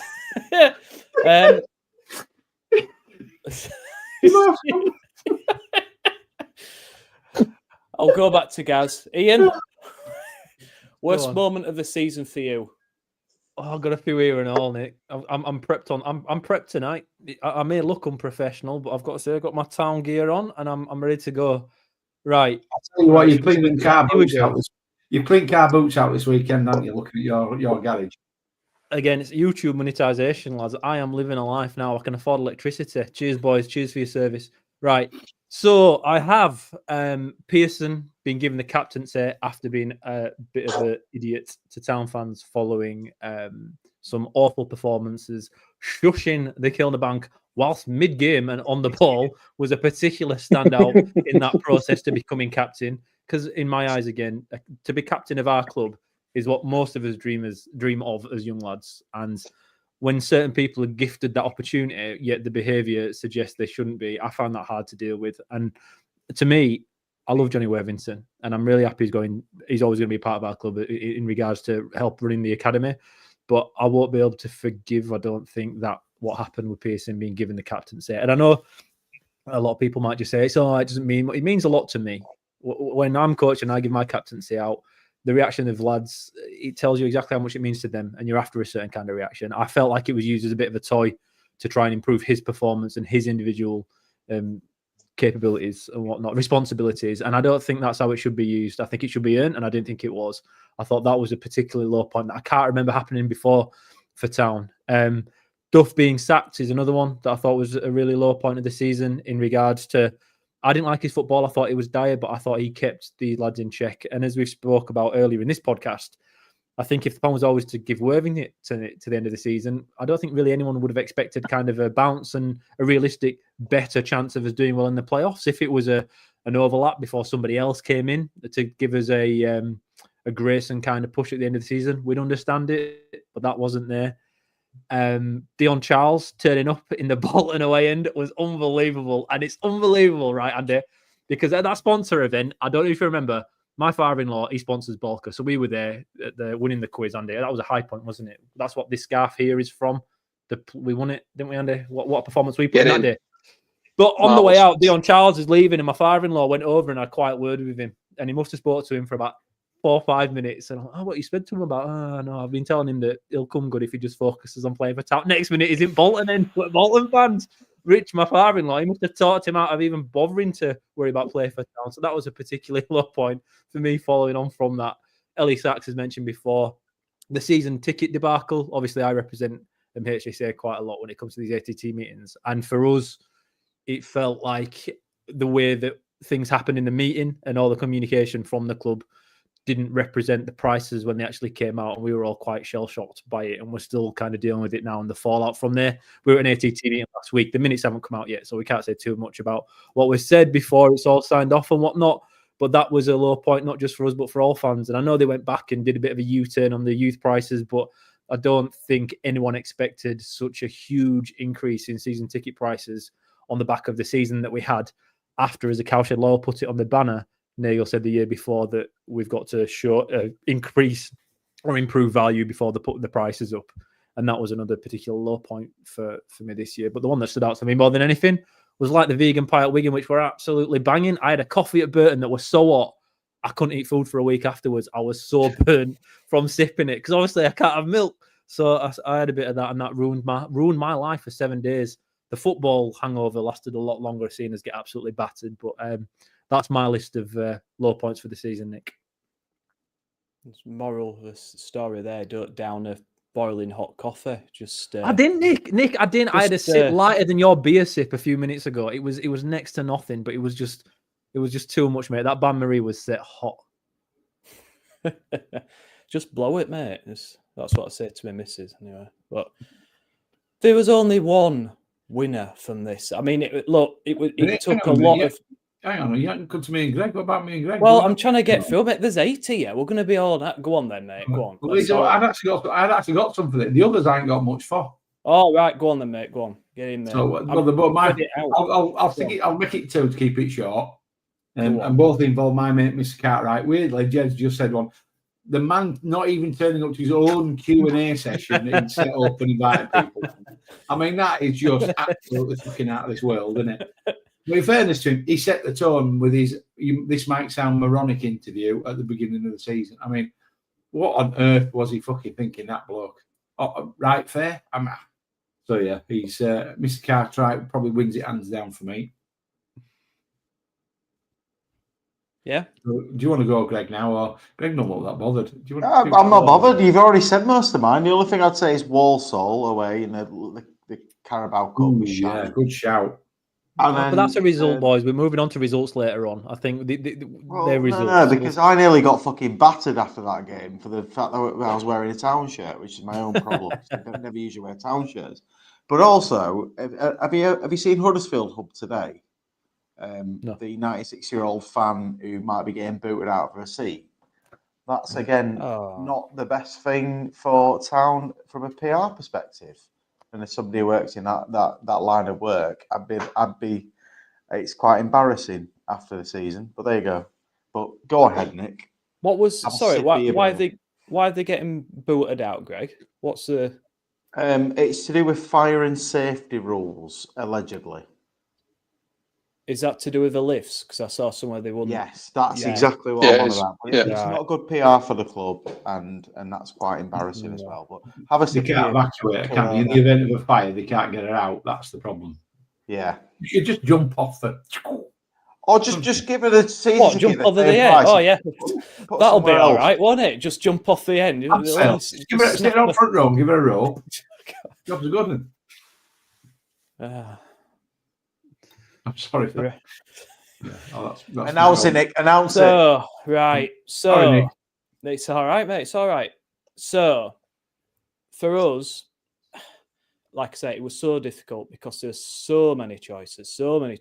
But the worst moment of the season for us was selling Hellick and signing Dion Charles with the money. Yes. It doesn't matter if leaving, we'll be fine. We're covered defensively. Instead, let's sign Dion Charles, who's contributed next to nothing all season other than skying it into fucking Rawthorpe with a one-on-one. And I think he's maybe given like 2 assists there, and that's about it. That's all he's contributed, whereas Hellick's absolutely smashed it for Oxford. The defence has completely gone to pot since he's left, and our season has taken a nosedive. So that was our worst moment of the season. Now on to the best result of the season, guys. So maybe not as many options to choose from for this. Me personally, I quite like Bolton away. It's always nice to win 4-0 away, even though Bolton were shite at the time. But you can't complain with a 4-0. Let's do it clockwise then. Naz, what's yours, mate? Definitely Wickham away. It felt like we were genuine contenders. After that night, how wrong we were. Ian? There's a couple that I enjoyed. I enjoyed Stockport at home. I thought that was a game where we got ahead really early doors, and we were defensively sound, and we've not been defensively sound for such long periods in this season. I thought for a team that actually looked good in Stockport, they looked like they were going to ask us questions. We dealt with it really, really well. But I also enjoyed, strangely enough, the only time we managed to win a knockout that mattered against Man United under 21s, 23s, whatever is at home in the EFL Trophy. We're winning in, or it will lose and go out, but we got the job done, didn't we? Their lads turned up that day. They knew the masses of Man United were watching. The millions and millions of fans were there. And they played what Tyra? Is it Marcel? I can't remember what he's called. The lad that's worth 12 million. They paid 12 million for from PSV Eindhoven right back, and then he was shot in their team. But slim pickings, this one, boys. Did Ladapo score in that, or was that He did. Morecambe? Was it that one? He did score that, yeah. Oh, legend. Greg? Cambridge is the only game I think we played really well away from home. We showed some fight against Wickham, but it was an absolutely turgid game. But they're the only two that I can be very happier with, if I'm being brutally honest. Andy? Bolton away for me because I was there. So that's the only one that I was there for. So that's the one for me. Nice. And the winner is, drum roll please, Wickham away. Wickham away because it had us believing we might actually do something this season. Little did we know that pretty much from there on in, it would be a complete and utter fucking disaster. Right, category 5, worst result of the season. It don't get any more, it don't get any happier, this, does it? These categories. Worst result of the season. Oh dear. I mean, where do we start? For me, I'm gonna say Burton away because it just cemented what we all knew, that this squad didn't give a shit. I'm sorry, no disrespect to Burton, but this was a team that was expected to be minimum top 6, likely top 2. You know, a lot of the bookies, I think, had us down in top 2, which never happens. And then we get beat 3-0 at Burton. I mean, it's just... The season was... If it wasn't over by then, it was definitely over after that game. Any kind of last ray of hope and sunshine distinguished, stamped on. So, yeah, that's mine. Gaz? What's yours? Charlton away. I'm still fucking fuming about that. I'm so mad about that day because we've beaten Crawley 5-1. Worthy second game. Few players coming back. You know, good game. Sun shining. Lovely ground. You think this is going to be ace, and then we put on an absolutely fucking shite performance. I mean, we 1-0 down after about 30 seconds or something, weren't we? After Bolker decided he was too good to pass the ball to a Town player and pass it to a Charlton player, and it just went. And it's the only game I've ever left that early. We were back in London having a beer before final whistle, and I'm still mad about it now. Ian? Yeah, I want to come back after we announce the winner that everybody knows where this is already going. I want to go back round because we've got a lot to say about that particular fucking game. And I'm still fucking raging. And if you ask me in 30 fucking years on my deathbed, 40 years, or might make mid-70s, I'll be still fucking complaining and naming 2 players I never want to see again. I'm still frothy. I'm never not going to be frothy about that one. But the other one that got me frothy this year were kind of funny, right? The fucking EFL trophy game against Doncaster away from home, where we put out a B team and we struggled along. And we brought all first teamers on an end-to-win game, and we ended up fucking losing against Doncaster's reserves as they brought on their backups. We brought on Wiles, and I can't remember what else, but we brought a few for Evans on, and we went for it. Yeah. And they brought on their backups to try and give them a few minutes in the young lads, and they turned it on and beat us embarrassingly. And that was the second worst result of the season for me. Greg? Northampton first half was embarrassing. Charlton first half was embarrassing. Exeter second half was embarrassing. Walsall second half was embarrassing. Tamworth was embarrassing.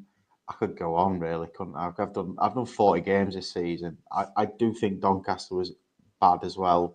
Ward got sent off. Watching Josh Ruffles and Ollie Turton try and play three at the back was pretty pathetic. There's too many. We lost 20 odd games this season. I could at least half of them was pathetic. So you choose, Nick. You choose. We had Limassol in pre-season games, and I know we don't normally chuck in pre-season games for these kind of things, but that was so fucking awful as well. If you remember, we thought we were going to have a great season, and first game against is it Limassol? Limassol? I can't remember what it is. Aris Limassol. Fucking hell! The long balls they kept putting over at wing backs' heads. We look like we never played football. We just attacked. Don't bother defending. Let's just go this way. And to be fair, from that game for the rest of the season, you could see the problem, and it just never changed. We never really got better. We had games where we didn't look as bad as that. But we never looked like we solved that problem. And that were an absolute other shocker, which I wouldn't normally put in because it is a friendly, but it was that bad. I feel like it needs to get an honorary shout out. But that's one of my highlights of the season because I was there and I had 6 pots before the game and got told off for walking in front of camera with a pint in my hand on Cypriot TV. That's one of my highlights of the season, but that tells you how shit the rest of the season was. It was me getting bollocked for drinking lager at a game. That was one of my highlights. For me, for all the ones that we had on the shortlist, I was at every one of them. I think Charlton is the one that's raged with me the longest. The most embarrassing one for me was Tamworth. That was just horrendous. Well, yeah, you could put him anyone from 20 odd games, couldn't you? Shocking. It's a fact they can do better though. That's the thing, Andy. Like if it were just a golfing quality, you'd take it, wouldn't you? You could understand it, but it's just. They're way better than that. And when all the fans have trailed up and down the country week in, week out watching them and they just can't even be bothered, that's what pisses everyone off. But, of course, I think most people would have guessed this. Our winner is Tamworth in the FA Cup. I mean, what can you say? We're used to embarrassments in cup competitions. Our record in cups is one of the worst in the country. I'm sure it has to be because we just fucking go out first opportunity most of the time. But this in particular was terrible.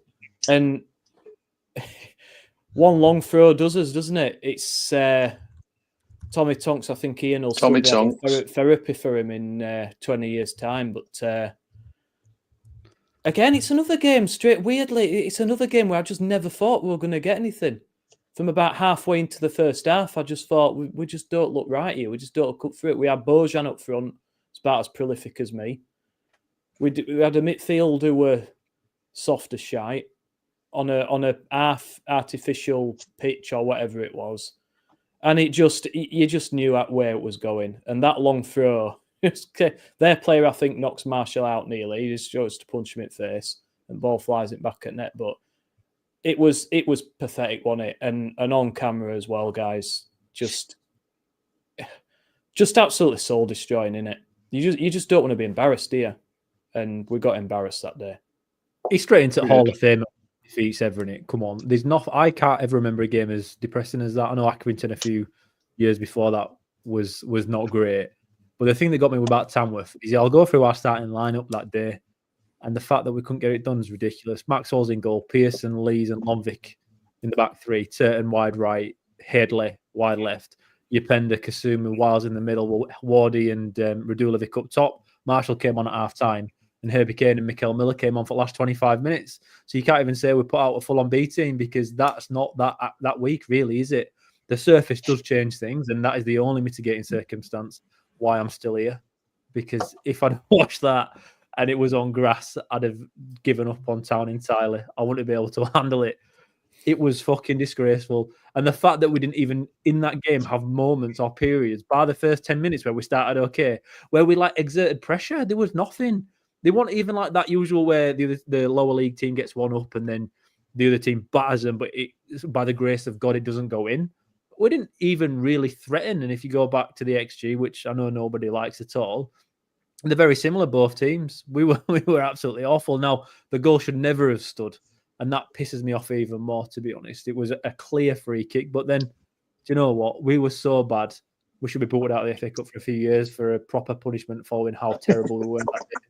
They were absolutely awful. And if we lose a game in a worse manner than that against weaker opposition in the rest of my life, I would be amazed. It was such a horrible result. I think we'll be here years from now. This is our Man City game. This is our eras. We there for Man City. It's we there for Tamworth in the cup away from home in FA Cup where they absolutely battered us with Tommy Tonks battering those long throws in. And every time it happened, me feeling like my life were ending on watching it through TV, thinking, oh no, not another one. Not another one. We can't defend this one. But nah, that's as easy as a winner you'll see all day. The worst thing is, if we played them again now, do you think we'd win? No? Not on that pitch. No. I loved it when they brought out somebody's dining room chairs for all subs to sit on. Brilliant. Then the poor bastards that went back into the hospitality at halftime had no chairs because they were all outside on the pitch. I love it. Apart from the football, it was brilliant. The ground was great, the evening was great, but just the football was so bad. And I was that bit. What do you call the lad that played up? Was Creaney that played up front? Dan Creaney. Yeah, Dan Creaney. Never got to be. And like you said, after 5 minutes, I'm thinking this bloke's absolutely pulverising his ear. We're not going to get out from it, and we didn't. But yeah, good luck to him. But you can't expect to win every game. Terry Jack's right. Matty Pearson, 2024. You can't expect to win them all, But we'd like to win some, mate, occasionally. Yeah, we'd like to win more than we lose.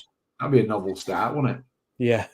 Well, we've lost more than we did when we got relegated, haven't we? Did we lose 19 last season and we've lost 20 this season? Bloody hell. And now we move on to villain of the season. Ooh. No fucking prizes for guessing who's going to win this. But we've got a few. So,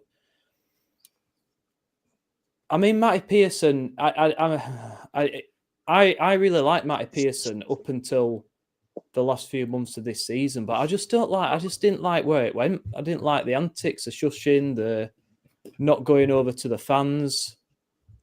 I don't know what went wrong. I don't know whether he just got pissed off at the reaction from the stands or what, but I think it's such a shame that because up to that point, I really liked him, but it just soured it a little bit for me, Gaz. I don't know. What do you think, mate? Yeah, I'm with you. I think the other one that really fucking annoyed me was Stephen Fletcher. I fucking hate him anyway. I wish he'd do something with his fucking hair. Because he's bald under that fucking drag back. And that goal was like offside. And he celebrated like he'd won the fucking European Cup. The way he celebrated. You'd think he'd take a ball, dribble 60 yards, beat 10 men and smash it in top corner. Yeah, sorry, I haven't come down on the ceiling about that yet either. But yeah, Stephen Fletcher is a penis, but I guess we're going to be looking probably closer to home for a guess for a winner. Can we have Killer for double dipping all the time? We're certainly luxury. For all you listeners out there, you're funding his lifestyle. You're part of the problem. Fucking hell. All right, guys, I know why you're going so hard at Stephen Fletcher is because you're just jealous that you can't grow it yourself to cover your own head. That's all it is, guys. So I'd join you. I'm having a Fletcher next year. Full on fucking Viking cut, shaved round here, tail on top. That's what I'll be. That's what I'll be doing. I'll be Bonnie Bluey next year with Stephen Fletcher's there. Right. I've got a list. I've got a bit of a list here, lads, as I'm sure you can imagine. Right. First up, we'll get to him later on. Second one, Carmichael Dave. I feel like he's become a bit of a panto villain for Alt Town fans. I mean, there's a sarcasm that comes with these diaries that I think puts a lot of people off. I quite like his honesty and his openness, but I don't think everybody else does. I feel like I had to just chuck it in there just for the people, as the people's champion. I must put that one in there. Right, Birmingham City at home. They were one fan at the front of the fucking stand and I stood there the entire game watching zero football, fuck all football, but giving us wanker sign for a good 2 hours. He got there half an hour before the game kicked off and just gave big wanker sign, and they scored, right? And he didn't cheer. He just did double wanker sign for about 15 minutes before going back to the single wanker sign. He honestly, again, Tamworth and him this year is going to stick in my mind, along with Vegan Pie Wigan. Wrexham in general, guys, I'm joining you on Stephen Fletcher, but not just him, just the entire team. They were all fuckheads. All of them looked the same. All of them irritated me. The fans irritated me. They make out it's a story, it's a fucking fairy tale. No, it ain't, mate. You've brought in American money and you're doing really well for it. That's fantastic. But it's as much of a fairy tale as Birmingham City is. And I'm not here for it. Money's buying success. And I wish our club wasn't successful. Yes, I am jealous. But the narrative around it annoys me so much. Pozza, I'm chucking Pozza in here for his bit of a scrap with Kevin Nagel at times over this last season. Bit of a crossover there. Look, this is like Marvel's with Avengers and whatever. Other lot fantastic. Anyway, I'll leave that one aside. Nathan Jones, his antics at the sideline at the home game was ridiculous, and we managed to get one over him. Unfortunately, I think when it comes to the end of the season, he'll win this battle, but I don't like him. He's just a shame. It's a good manager. Matt Pearson were on my list as well. But finally, I've got Kevin Russell. I have the manager who I feel has more influence over the way we play football than most people realise. Because the stuff, what I see on the touchline from sitting behind the dugout with you guys, is that there's a lot of emphasis coming from himself and Michael Tong when it comes to telling the lads how to play football. And we have been that shit over the last 11 games. What, we've lost 9 out of 11? Is that what the run is under this current regime? I can't ignore that. And I don't feel like it's fair just to chuck Worthy under it because he's a bit of a legend and a bit of a hero. So I'll be a bit of a cop-out here and chuck everyone else under it instead. Fair enough. Greg? The only other person I want to whack in is Sonny Bradley at Wickham. He's an absolute fucking arsehole, and I would quite happily see somebody absolutely go into him. He's dirty. He's everything you need in this league, but he's kind of like a B-Tech Kevin Muscat. So that's him for me, on top of what Killer said. Unless you want to put him in it, the big woke wanker. And I can't add anything. I didn't like Coney when he walked off in front of South Stand, giving it 1-0 like a complete child when Wickham beat us. Yeah, I'd agree with the Sonny Bradley thing. He's an absolute thug, that man. But I'd probably have him in our team next season. Yeah, all of the usual suspects. Nothing to add. Can I add in the consultants that advised on the season ticket prices as well under that, whoever the fuck they were, because whoever they were, don't employ them again. Is my advice. But it will come as no surprise to anybody listening to this, that the winner of this prestigious award of Villain of the Season goes to Mr. Yay! I mean, where do you start? I mean, the signings, woeful. Didn't turn up to his Q&A. Offering someone out, apparently, for a fight in car park because they bad-mouthed him. Sticking these up when we'd scored to South End. I mean, Barry, I don't know how you can do much worse, really, to be honest, other than somehow managed to liquidate the club. I mean, it's a pretty shocking CV. I mean, when he came in, Edwards bigged him up, who isn't beyond criticism, by the way, for me. I think he got off a bit lightly, to be honest, but he's well known for creating this world-class culture in football clubs behind the scenes. Is he? Because he certainly hasn't here. So where's that come from? If it's on LinkedIn, it must be true. Well, it must be, mate. It must be. Nobody makes spurious claims on there. Yeah, no, absolutely not. Yeah, I've nothing else to add other than I don't like it when people get personal with these things. So purely from a performance perspective, awful. Guys, anything to add, mate? No. Oh no, but he started No. the season. He started the season, didn't it, with the famous quote that he knows it sounds moronic. But just there you go. That just set the storyline for the year, didn't it? That we're in a better place now than we were at season before. Tell you what, mate, I'd rather be back where we were than where we are now, because under his watch, and yeah, it's up to debate, depending on how much say he had on his own when it comes to the playing squad. But we are awful. We've spent so much money. Kevo spent so much money. And that's the one thing people can't say about him negatively. We can't debate that he hasn't spent. He has. He's put his hand in his pocket. Unfortunately, it's been spent on shit that I don't think would be able to get even a tenth of it back when it comes to values of players. We've bought dross. Honestly, you can look at every signing made under this current regime or the previous one, because obviously they're not there anymore. And there's very, very few of them you can see any value in at all. I actually don't think they could have done a worse job. The club is now in a worse position, having spent 40 odd million or whatever Kev spent, other than the stadium looking really nice. And it does look really nice. They've done a really good job painting it. It's just a shame. We sit in it, we look at it, and it's nice. And now we can see it because there's fuck all fans there. So you can see all the empty seats that are nice in blue and white now. You can see the nice Huddersfield Town painted mural on the back, and you can see the new protest banners from the Cowshed Loyal in the south stand. But there's just, when it comes to the players and the money spent on them, they are so far off being what you need in League One. It's unfunny. It's unfunny and inexcusable. And as the head of the footballing side of the operations, that's why we can only really give the villain award to one person this season, because I honestly don't think anyone could have done a worse job than what we've done. It's not like we weren't warned. I mean, that's the irony of all this. We were warned. I just kept seeing blind to it. And I'm convinced if we'd have scraped the playoffs, he'd have kept his job. 100% convinced. I think that's it, guys. And I still think Duff was sacked first because they didn't want Cartwright to be the first out the door.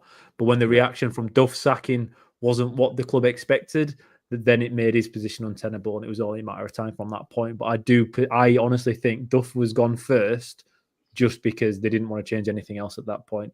Unfortunately for them, they had no other option eventually, because there'd have been even fewer fans in the stand at the end, and season ticket sales for next year would have even been worse. Yeah. As I say, there's nothing personal in it, but you can't argue that we've regressed in every department since the bloke came in. So for that reason, he has to be the winner.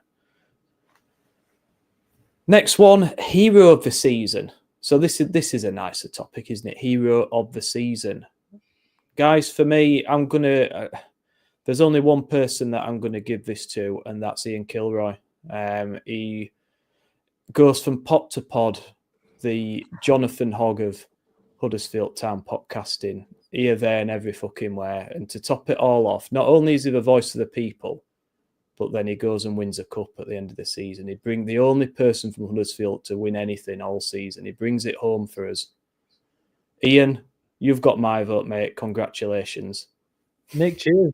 Is it an acceptance speech now? Is it already mine? Do I have to go with? You know what, Nick? I really appreciate that. It's been a busy year. 7 kids to look after, a wife to look after, 2 dogs, 11 chickens, 2 turkeys because one got eaten by a fox. Just as well you haven't got a fucking job, isn't it? Yeah, well, they get 2 businesses, guys. If you're looking legally, mate, 2 businesses. That's what I'm in charge of. Listen, as I said earlier, mate, you're my hero. Double dipping, cup winning, hair thinning, superhero Ian Kilroy. That's what you are to me. You're my hero. Just wait till next year, right? When I've not stopped talking about my Sheffield and Hallamshire Saturday Trophy Cup win, the first cup won by Grangemore Saints in 45 years or something ridiculous. The Champions League of local football in my first year coaching. After someone listening to our podcast not long back said, I'm an amateur coach that will never win anything. Well, look at me now, Neil, whatever you were called. I can't remember. Well, look at me now. You're not taking the piss now, are you? We were beating semi-pro teams and we're all amateurs. Yet my unbelievable 7-0-3 system of pure counter-attacking long ball football got the job done. It got the job done. And I walked away. I quit because I'm a shithouse. And I've realised if I stay there next year, We won't win it again, and it'll be a regression. So rather than failing and living long enough to be hated, I've walked away high. I've walked away on top. So I'm available if anyone needs a new coach next year. Have you done a Warnock? Like when Warnock got us promoted, you've done that, haven't you? You're going to end up at Plymouth, aren't you? That's where it will be next season. I honestly, if I ever got sacked from anything ever, I wouldn't be able to live with myself. So it's better being a shithouse and accepting limited wins, small wins, and just living on that, because no one can call you a failure if you don't. No one can call you a failure if you leave before you fail. Nick, he hasn't won really, has he? Should we like pretend should we actually talk about some people who might win it? yeah, go on then. Because he hasn't actually won it, has he? Has he? Fuck. He thinks he has. Don't tell me he hasn't, because he thinks he has. Nick Barlow, drier than dry, like any woman I've ever spoken to. Gaz, have you got any nominations, mate? In all seriousness, I think. Do you know what? If it were me, I would give it to Hogg, just more out of sentiment reasons than anything, just because I think he's a legend. But Gaz, what do you think, mate? Come on. Totally agree. That's the way I had written down, Nicholas. I was going to say Johnny Hogg for the same reason. None of the current playing squad or anybody in the club management have covered themselves in glory this year, have they? So I think the only player that could possibly deserve it would be Hogg, in recognition of the services he's given us. Ian, did you say a suggestion, or were you just talking bollocks? What? I'm self-indulgent. I'm so self-indulgent at this point, Nick. My ego's growing by the second, so I'll just stick on this one and move on to Greg, mate. Whoever dressed up as Terry the Terrier at half-time at Exeter can have it. So good. Or anybody who actually turned up to Exeter.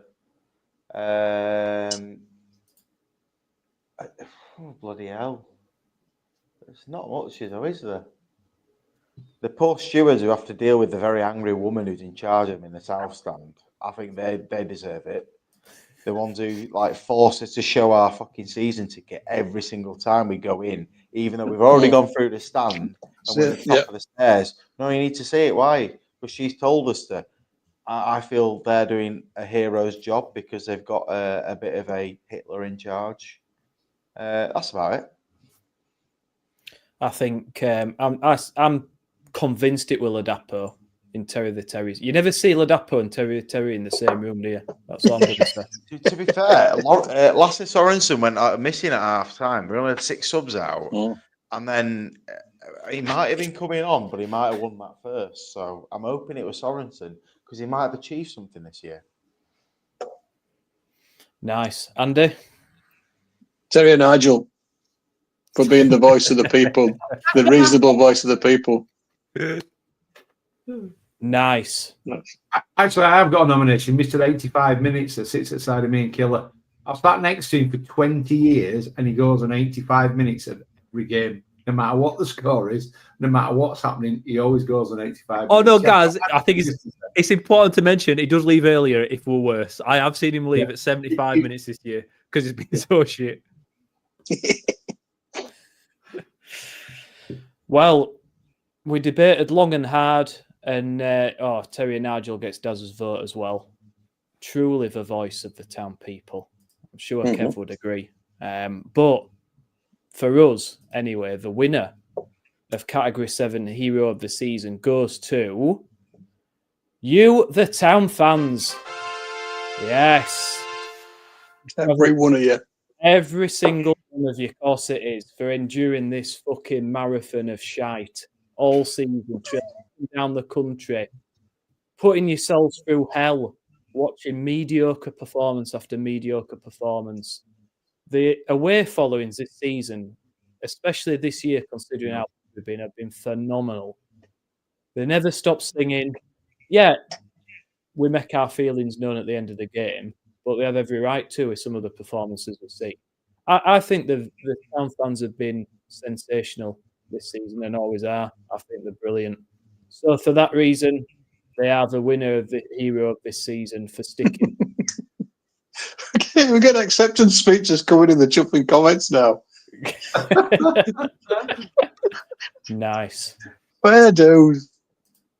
Put it on your CV, Peter. Go on. It's all right. Put it on that CV, mate. Why not? And Richard, you well and you, deserved. Richard, as well. Well deserved. Terry and Jack, all of you, get it on there.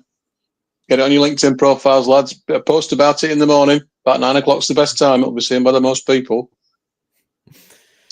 And finally, oh, thanks, Jed, watching me every. You love it, mate. That's why you tune in from Australia, mate. You wouldn't be doing that for just anyone, mate. I know the real reason why you listen to this, mate. Final category, number 8, is goal of the season. Now, we don't score many goals and we don't score many good ones. So, I mean, there's a case to argue that half of them should go for the opposition rather than Town. But where do we start with this one? So, for me, I'm going to say Spencer against Blackpool. I think 2 down at half-time. Joe Taylor scores a decent goal. We're thinking, bloody hell, we could have made the signing of the season. And then Roddy comes in with a belter a few minutes later to send the away end into raptures. And then typical Town's anticlimax was shit from then on and draw 2-2. But it was still a real goal, wasn't it? It was still a cracker. Gaz, what's your favourite? Well, I had Brodie's goal at Blackpool and Taylor's first one, actually, because it was a really cool finish. But I'm really struggling. I think Karoma's goal away at Mansfield was a good one. I thought we got away, came back inside and finished it back across the goalie. But in fairness, it was a typical Karoma goal. But yeah, struggling, mate. There was no snorters this year, were there? Ian? Yeah. I've got four nominations here from me, 4 suggestions. I thought all Burton Albion goals against us at Burton were fantastic, where they just ran through us like it the part in sea. No one fucking bothered tackling him. They just kept running and running and running. We just let him go. We'll let him go further. I didn't know Moses still existed, but there he was there at Burton, coming through so many different people. And there I have Keshi Anderson's goal for Birmingham against us at home. That was an absolutely wonderful strike from the edge of the box. So much so there were a few people in the jungle clapping. I'm still against that, Gaz. So as my next suggestion, I felt embarrassed on Saturday when you started clapping Dan Aggie's third goal, well, the Orient's third goal when Aggie's curled it in. Stood up there clapping, actually clapping a late Orient goal in the Town end. I didn't stand up. You were standing up clapping, going, wow, oh, what a goal. What a goal. I'm embarrassed for you. But no, my favourite Town goal this season is Herbie Kane's goal against Exeter City that were ruled out after Evans whacked it in. It was Tony Carslake. It was an absolutely fucking wonderful finish. We're at Charles in the middle that they got it disallowed by being in front of the goalkeeper or offside or whatever. What an absolute finish that was. And tell you what, there's no justice. There's no justice because that goal should have stood. It were an absolutely wonderful finish by Herbie Kane. But they were the ones that stood out for me this year. Greg? Well, Herbie Kane's against Exeter, which was a goal, and their fans who I was stood on the platform with at St James's Park all said it was a goal as well. Was up there, as well as Johnny Hogg's volley against Northampton to get us back in the game. Johnny Hogg doesn't score many goals, especially a left-footed volley. And then, well, it was the man who needs to go to Turkey again. It was Herbie Kane against Wickham. I think he goes to Killer's Barber. He goes to mine. He genuinely goes to mine in Barnsley. The lad next to me does his hair. I've not dared ask him. But whatever he gets paid, he don't get paid enough for creating anything out of that. There's not much there. Simon Bray, my goal of the season was to not tell the clueless arsehole who sits behind me not to shove the fuck up. Well, Gaz's on, mate. Where does he sit? In front of me? Double H on the all Gaz does. All Gaz does at games is claps opponents' goals if it's good, and also stands up and shouts, "That's a booking! That's a booking!" That Gaz loves it. That's a booking shout. It can be 2 minutes in. It can be 92 minutes in. But he loves a booking shout. And to be fair to Gaz, twice this year, honest to God, no one in the crowd said fuck all about a booking. Gaz has stood up and shouted, "That's a booking!" And ref has booked players twice, and nobody else appealed for it. So Gaz, thank you for your service this year as well, mate. You're welcome. Yeah. Any more? Any more for any more, Andy? No. Well, mine would have been Brodie's at Blackpool because of the limbs, as they say, as the youth of the day say, that ensued afterwards. Even though there was a huge deflection, which made it look better than it actually was. But yeah, that would be mine. Yeah, even when we do something good, it's shit, innit? There's always a downside, isn't there? So, yeah. So, yeah, it's such a shame that Kane goal with disallowed on it, because it were right beauty on it. It's typical Town. That's one of his only contributions, is Dion Charles, is to disallow that fucking goal, isn't it? But the winner of the final category in goal of the season is Kane's goal versus Wickham. Not as good a strike as that corner, but it countered. And to me, that was the last moment that I felt we could get promoted this season. I felt, do you know what, bloody hell, we've gone away to Wickham, right up there in form, and we've beaten them. And I loved it. I loved that goal. And I love the performance, but I think that was the peak, wasn't it? Unfortunately, but want to know that at the time. So that concludes the Town Social Awards 2025. Excellent. I hope you enjoyed. Certainly more than the football this season. But the last thing to talk about, guys, is, because we're already nearly 2 hours deep now. This is saying, so we'll quickly go onto the summer, okay, before everyone falls asleep. Let's really get depressed and talk about what we need to do this summer. What are our prospects? What we're going to do? Because with no director of football, thus no real football philosophy or direction, we've got no one pulling the strings as to who we can sign. We've got no manager, so we don't know what type of players we need to recruit and what system we're going to be playing. Half the players have now left. What are we going to do? What needs to happen? To me, director of football, first and foremost, and how we haven't got one already beggars belief. But we seriously, we have to get on with this now, don't we? We have to get on with this now, because time's running out. A lot of these players will have already been approached.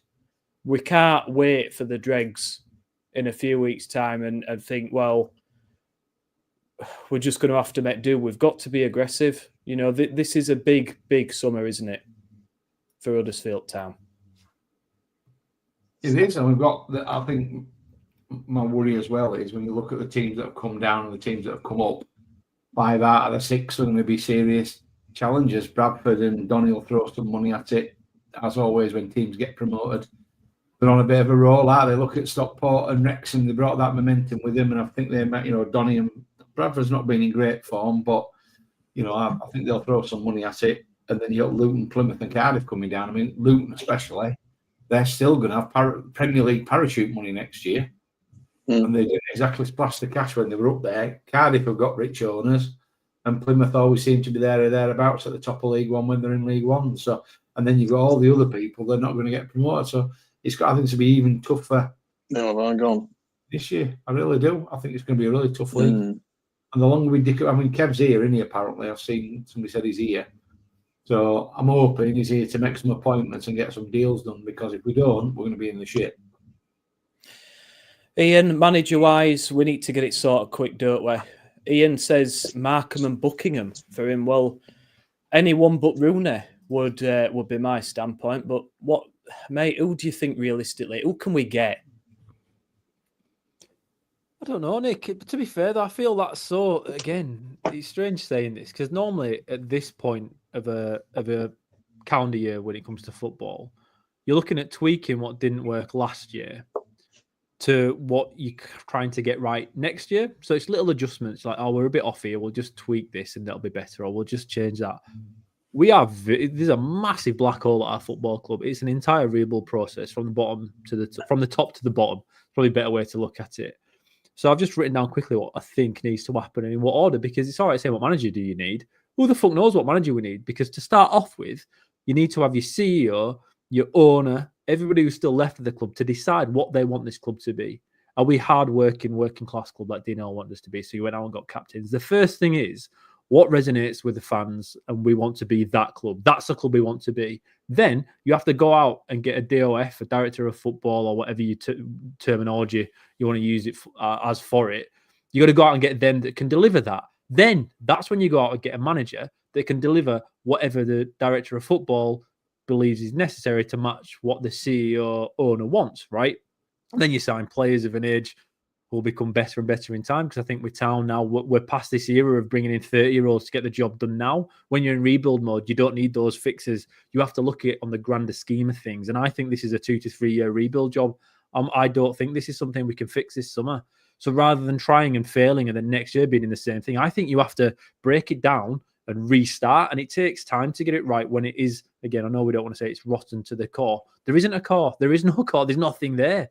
And it takes longer than one summer, I think, to get this right, because you've got to do your best now and then next year try and tweak it again. And I know it's defeatist, and I know what, we're May 6th today. This sounds ridiculous when August is so far away, and having to think that it's going to be 14, 15, 16 months before we can really get into building something again that I think could be special eventually if we're spending as much money as we have done up until now under Kevin Nagel's tenure. But there's so many different things that needs to fit into place. But the first one is what does the club want to be?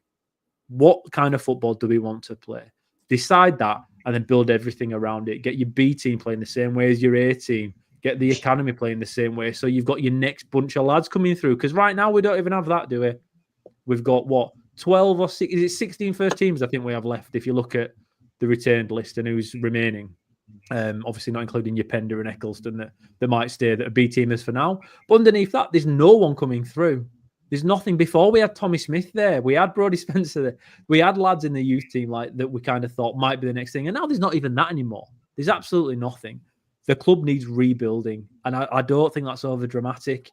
But the first thing is they've got to decide what the fuck they want to be, because I'm not entirely sure, and I think that's what Taylor was referring to in his comments. I have got fuck all idea what they want our club to be at the moment, and until they sort that out, it doesn't matter what manager we get in. How does it matter? Because if they don't win the games, but we don't have any long-term vision, they'll be sacked anyway.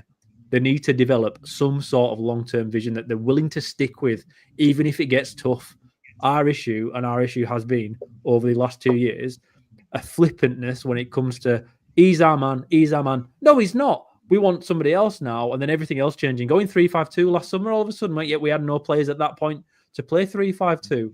And now we brought in Worthington that plays 4-2-3-1, yet the team didn't suit a 4-2-3-1. So what happened? We went back to 3-5-2 for the last few games because Worthy couldn't make it work. Just some fucking continuity, please. Some sort of plan. Even if it's wrong. A wrong plan that's at least structured is better than having zero plan, because the guys that we've got in charge and that have made the decisions recently are inexperienced. They haven't done it before here in England and have failed so far. We need somebody and some plan. And until that happens, Nick, whoever's manager, it's really not that important. Greg, you've said it about the players, mate. Thought the back, wingers, pace, power. That's what you need in this league, and a bit of height. Do you think that we're going to actually go and get those type of players? I know Kev Nagel said about the height, but to me, we're desperate for pace as well, and physicality. I just don't have any confidence in him to get the right players there. It's a 3-year job, realistically, from here. If anybody's expecting us to challenge for the league next season, I think they're deluded. I think it's a rebuild, and a rebuild takes years. So, good luck to him. I will say this: we've got 3 weeks until the season ticket deadline extended signs off. I've not renewed yet. I want to see it. I want to see an identity before I renew. So, over to you, Kevin. Yeah, I've not renewed either. Andy, anything Same to here. add, mate? What do we, what do we need, mate? What's going to get the fans in? What's going to get the fans back, mate? Well, it needs to be a different style of football from the one that we're getting. This sideways and backwards everywhere we go isn't exciting the fans. I think Killer's absolutely spot on. We need to work out how we want to play football all the way through the club, whether that's from a manager or whether from a director of football and a head coach model. We just need to make a decision. I think it needs to be somebody that can attract players. So, Wagner's coached in Champions League. We won't get Champions League players, but he has got that kudos and would lift the supporters. I think, what's that name? The guy, is it Rob Robinson from ex-Luton? I can never remember his name. I think he's got obviously Premier League caliber, so he will be able to do a similar Rob sort of Edwards. thing. I think you're Somebody right, Rob Edwards. Rob Edwards, that's it. Yeah. Rob Edwards. Sorry, I keep messing his name up. No, there's a Rob in there somewhere. No, we can't have him. I wouldn't renew if he came in based on his previous track record. Currently haven't renewed, and I'm waiting for something to come from the club before I even think about it. We've got to get a plan, and we don't appear to have one. You never know. Apparently, Duff was appointed around about this time last year, so maybe Kev's coming over to get the white smoke out. We'll see what happens, but it needs to be soon because otherwise we're going to start to fall behind other clubs. A big summer ahead, and I don't envy the person that's going to be coming in charged with sorting it out. But has any of you guys listening renewed? I think, I'm kind of same as Andy. I'm waiting for something to happen. Same as Andy and Greg. I don't know what direction the club's going in, what type of football we're going to be playing, and I've seen nothing this season to entice me to get a ticket. But everything can change, so we will see. But listen, I think we'll call it a day there. We've done 2 hours. We've done it. It's been a marathon, but there's been a lot to talk about. And look, I just wanted to thank each and every one of you for all your contributions to the show. It's grown over the season, and you guys are what make it, really. Your comments. I know Stephen Shepherd, you've been on, mate, as well, talking, and we always open it out to anyone that wants to come on here. It'd be great to see more of you on. Just send us a message. And as always, if you like the show, please subscribe on YouTube and Spotify. Give it a like as well. And we may do some things in the off season, to quote our American friend Kevin Nagel. We may do something, but especially around the signings, I'm not sure. But if not, we'll be back to review the prospects for next season, and let's just hope that it's going to be better than this one, because otherwise it's going to be a very, very long season, isn't it? But Gaz, Killer, Greg, Andy, thank you so much, guys, and thank you to all of you for listening. Have a great off season, and we'll see you guys next season, hopefully, when Town are charging up that table towards the Championship. Take care, everybody, and we'll see you soon. Up the Town.